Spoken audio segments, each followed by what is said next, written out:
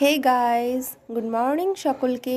আজকে আমি তোমাদের সাথে একটা ইউনিক চায়ের রেসিপি শেয়ার করছি। তো এটা হচ্ছে ড্রাগন ফ্রুটসের খোসা। আমি এটা দিয়ে বানাবো চা। তো প্রথমে এখানে একটু জল নিয়ে খোসাগুলো কেটে দিয়ে ভালোভাবে ফুটিয়ে নিলাম। তারপরে জলটাকে ছেঁকে নিয়ে এর মধ্যে খানিকটা দুধ দিয়ে এটাকে বেশ ভালোভাবে গুলিয়ে নিলাম। দেখো কত সুন্দর একটা কালার আসছে, পিঙ্ক কালার। তারপরে এর মধ্যে আমি খানিকটা চা পাতা দিয়ে দিলাম। এখানে চাটা একটু কম দিলে বেশি ভালো হয়।